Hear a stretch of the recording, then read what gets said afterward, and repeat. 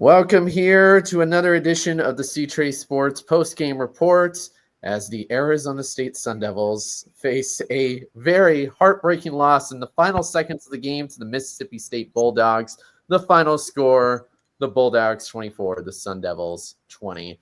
ASU, unfortunately, will fall to 1-1 and suffers their first loss of the season. I guess the only good news is this doesn't count towards their conference record, but the road to the college football playoff has unfortunately just got a lot more harder, especially against an SEC team that only got 2 wins last season.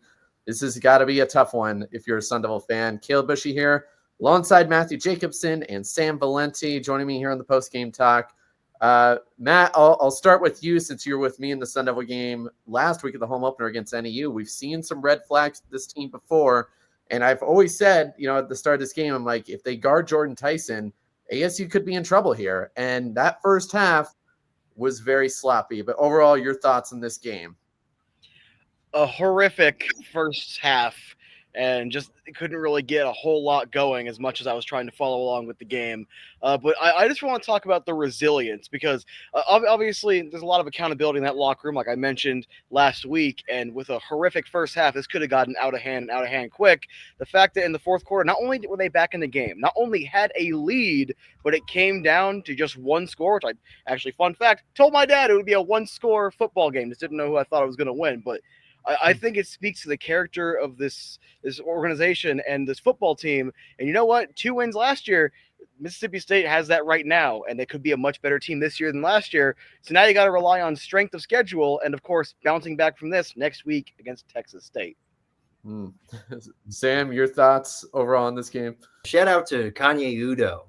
A real coming out party for him. The transfer from Army, brought him in the offseason. And he was fantastic on the ground tonight. Raleek Brown followed up his very good performance against NAU as well. So really impressed with those two. It's a heartbreaking loss. It's another one of those games where ASU fights hard, rallies. It's a great comeback. You're feeling good, and then the heartbreak at the end. Sadly, giving me some flashbacks to the Peach Bowl. But again, like Matthew said, love the fight, love the resilience, and the best thing you can do is you take the positives from this game, and then you got to take those negatives, and you got to flush those negatives down, take the positives, and put them against Texas State next game, and kind of get back in the win column. What are the biggest things that you guys think ASU needs to work on? Because that first half was incredibly sloppy. I don't think there's really any way to sugarcoat it. Is there a football equivalent to get pucks deep, get pucks to the net, and win hockey games? Because whatever it is, just get back to their game. Because even though in parts, first and fourth quarter against NAU, ASU has played what I recognize to be their game from last season. Clearly, the first half of this game, such as the NAU, they're not playing their game, so whatever that is, get back to the basics and get back to playing ASU football. Taking a look here as we get ready to close our post-game show with the final stats here. And Shapen, the quarterback for Mississippi State, had a really big stellar night at home. 3 touchdowns, 279 yards, and no interceptions, a 58% completion rate.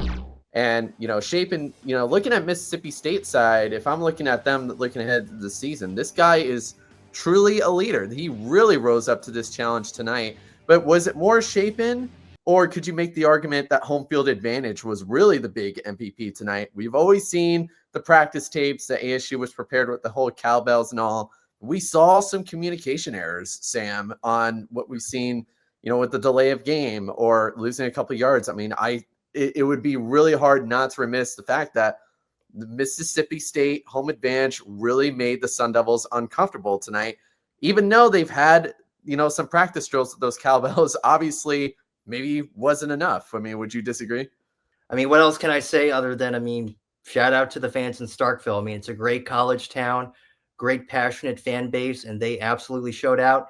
And they actually got to do tonight what ASU fans got to do 3 times, twice against BYU and then once against Utah last year.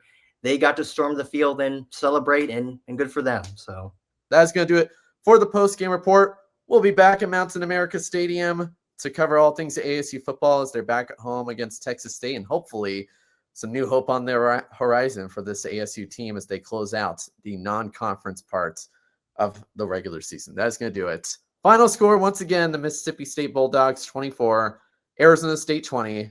I'm Caleb Bushy for Sam Valenti, reporting for C-Trace Sports.